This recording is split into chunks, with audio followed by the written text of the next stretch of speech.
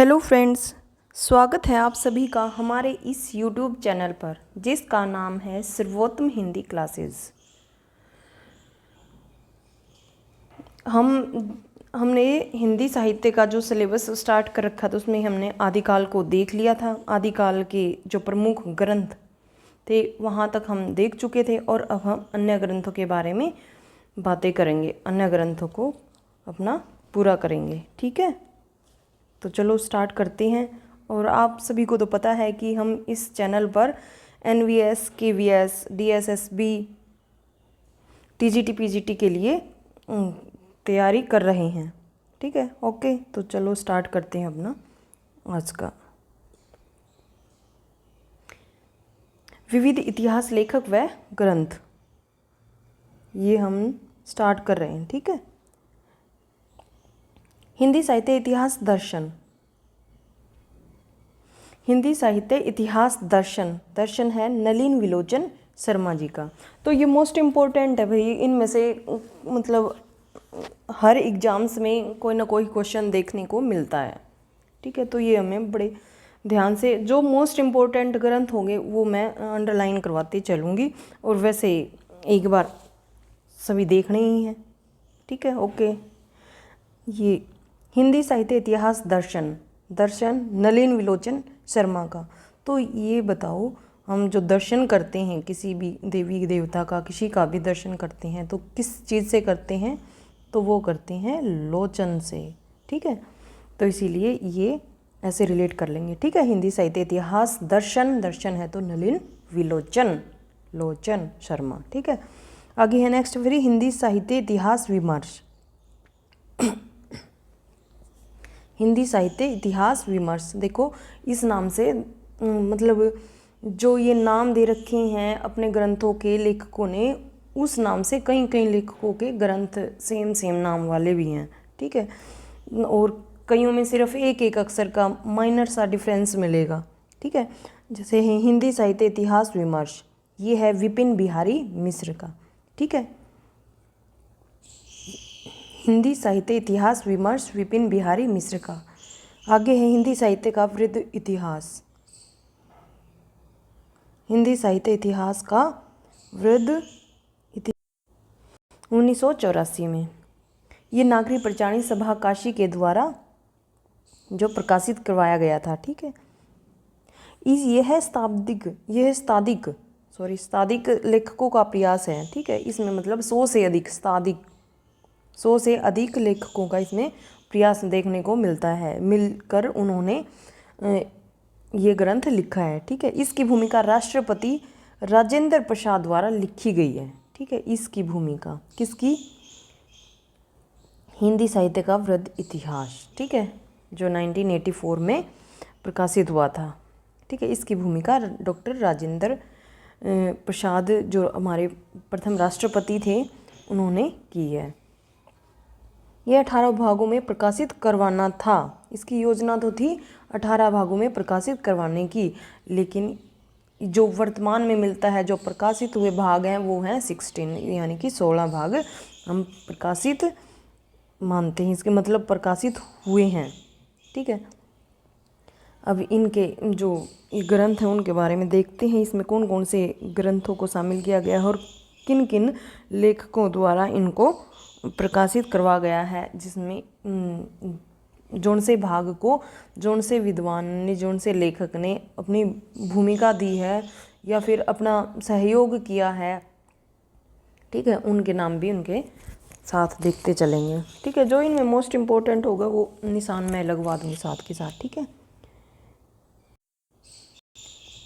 तो चलो करते हैं। आगे है प्रथम भाग, जो प्रथम भाग है ये वृद्ध इतिहास का। ठीक है, उसका है हिंदी साहित्य की पूर्व पीठिका। हिंदी साहित्य की पूर्व पीठिका की है राजबली पांडे ने। ठीक है, राजबली पांडे ने हिंदी साहित्य की पूर्व पीठिका राजबली पांडे ने। आगे है द्वितीय भाग जो हिंदी भाषा का विकास नाम से आया, दूसरा भाग धीरेन्द्र वर्मा जी का है। ठीक है, हिंदी भाषा का विकास धीरेन्द्र वर्मा, ये मोस्ट इम्पोर्टेंट है भाई। ठीक है, हिंदी भाषा का विकास धीरेन्द्र वर्मा। आगे है तीसरा जो भाग है वो है हिंदी साहित्य का उद्भव व विकास, ये हम देख चुके हैं हजारी प्रसाद द्विवेदी जी का। ठीक है, हिंदी भाषा का उद्भव व विकास, हजारी प्रसाद द्विवेदी जी ने 3 ग्रंथ लिखे हैं। एक हिंदी साहित्य की भूमिका है, एक हिंदी साहित्य का उद्भव व विकास है, एक हिंदी साहित्य का आदिकाल नाम से 3 ग्रंथ लिखे हैं। तो उनमें से ये जो सेकंड वाला है वो है ये। ठीक है, आगे है जो चतुर्थ भाग है वो है भक्ति काल। ठीक है, जिसमें निर्गुण भक्ति को मेन में रख के, मुख्य केंद्र बिंदु में रख के उसको लिखा है परशुराम चतुर्वेदी जी ने। ठीक है, परशुराम चतुर्वेदी जी ने निर्गुण भक्ति को ध्यान में रखकर भक्ति काल लिखा है, चौथा भाग। ठीक है, आगे है नेक्स्ट है फिर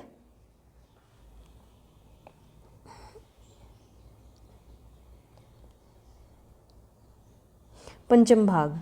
जो पंचम भाग है भक्ति काल का, जिसमें सगुण भक्ति की बात की गई है, वो है चंद्रबली पांडे। देखो, जो हिंदी जो वृहद इतिहास ग्रंथ है उसका फर्स्ट भाग था, जो उसकी पूर्व पीठिका की थी, हिंदी साहित्य की पूर्व पीठिका, वो राजबली पांडे द्वारा लिखी गई थी, राजबली पांडे द्वारा। ठीक है, और जो पंचम भाग है, जो सगुण भक्ति से रिलेटेड है, जो भक्ति काल, उसमें चंद्रबली पांडे द्वारा की गई है। ठीक है, ऐसे थोड़ा थोड़ा एक दूसरे से कंपेयर करते हुए याद करते चलेंगे। ठीक है, षष्ठम भाग श्रृंगार काल नगेंद्र जी का है, मोस्ट इम्पोर्टेंट है ये भी। ठीक है, ये भी जो श्रृंगार काल है, रीति काल का भाग है, ये नगेंद्र द्वारा लिखा गया है। ठीक है, आगे है सप्तम भाग श्रृंगार काल, जिसका ये भी श्रृंगार काल नाम से ही आया था, लेकिन इसमें रीति मुक्त के बारे में लिखा गया है। ठीक है, रीति मुक्त के कवियों के ऊपर इसने शोध किया था विश्वनाथ प्रसाद ने। ठीक है, नेक्स्ट है फिर अष्टम भाग हिंदी साहित्य का अभ्युत्थान। ठीक है, विनय मोहन शर्मा जी ने लिखा था।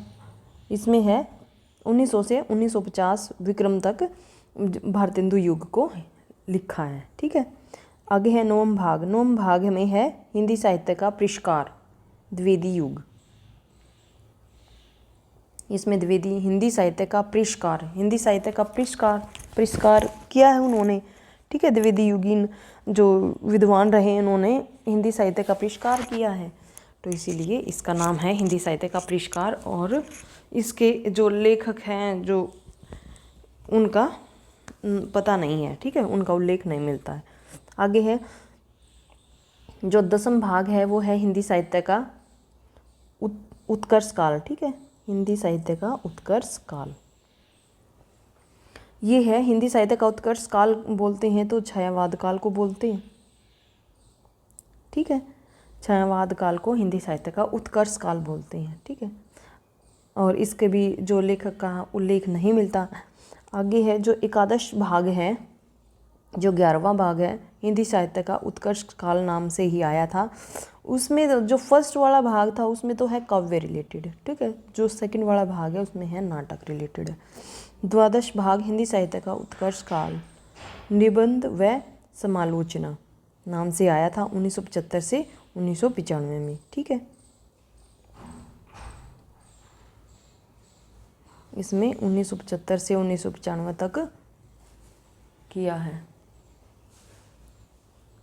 नेक्स्ट है फिर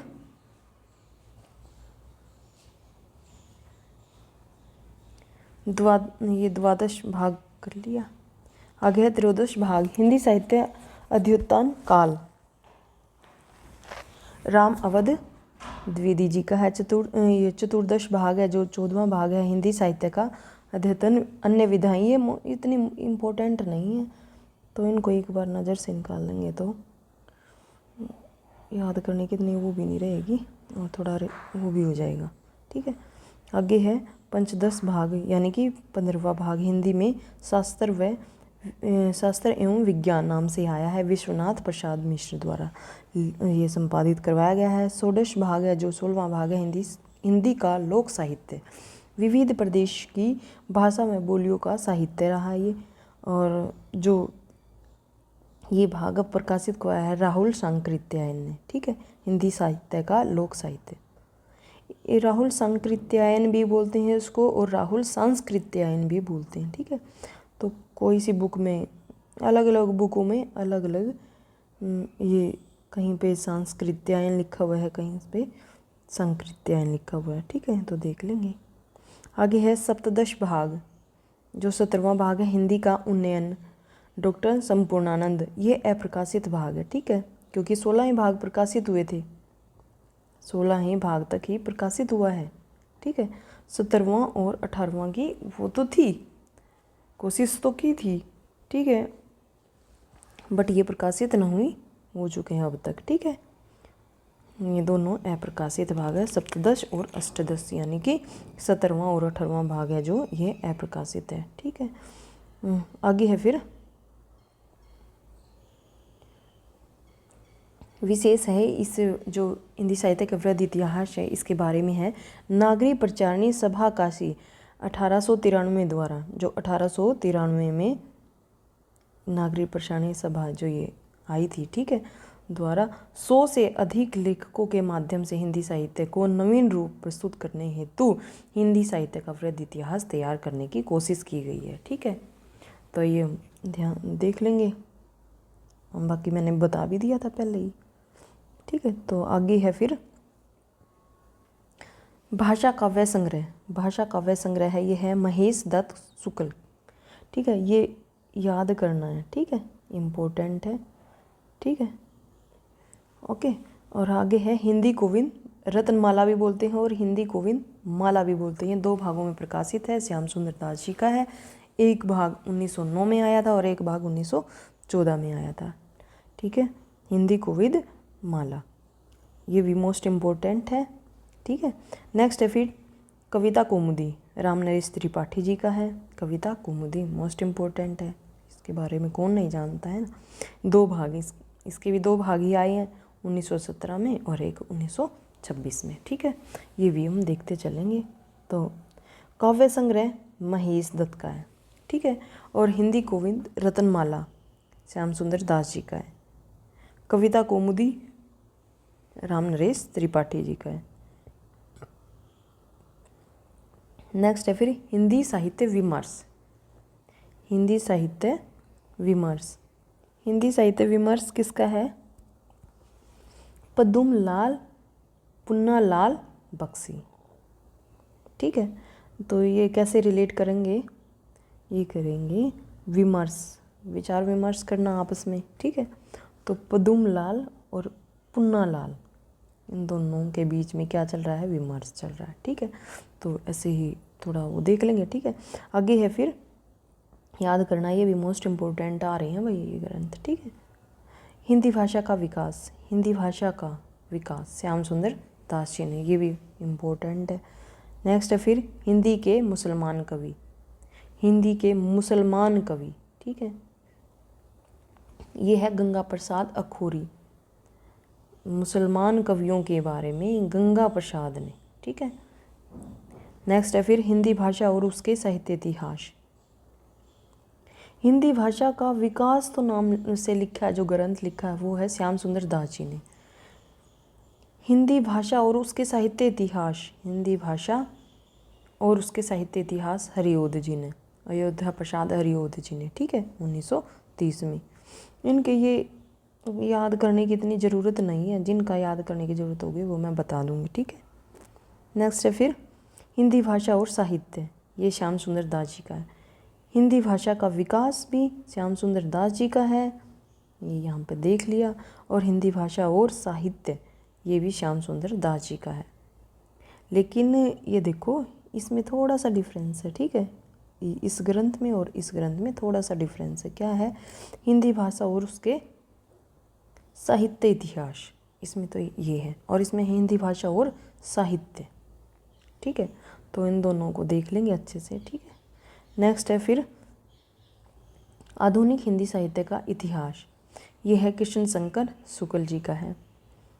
आगे है फिर modern Hindi literature, modern Hindi Indranath, modern Hindi, ये जो मॉडर्न हिंदी लिखा है इंद्रनाथ, ठीक है, इंद्र से रिलेट कर लेंगे। राजस्थानी साहित्य की रूपरेखा। राजस्थान साहित्य जो भी जिस भी ग्रंथ में मिलेगा वो मोतीलाल मेनारिया का है लगभग, ठीक है। आगे है आधुनिक हिंदी साहित्य। आधुनिक हिंदी साहित्य लक्ष्मी सागर वार्षिण ने, इसने गार्शाद ताशी के साहित्य का भी वो अनुवाद किया था, लक्ष्मी सागर वार्षिण ने, ठीक है। खड़ी बोली साहित्य इतिहास। खड़ी बोली का ब्रजरत्न दास द्वारा किया गया है, ठीक है। आगे है 20वीं सदी आधुनिक हिंदी साहित्य, जो नंद दुलारे वाजपेयी ने, 20वीं सदी, ठीक है। 20वीं सदी बच्चों की सदी है, नंद मतलब छोटे, ठीक है। ऐसे ही हम थोड़ा सा कर लेंगे, ठीक है। 20वीं सदी आधुनिक हिंदी साहित्य नंद दुलारे वाजपेयी जी की है, ठीक है। नेक्स्ट है फिर आधुनिक हिंदी साहित्य, देखो है ना, मतलब पता नहीं कैसे पजल कर रहे हैं ये भी।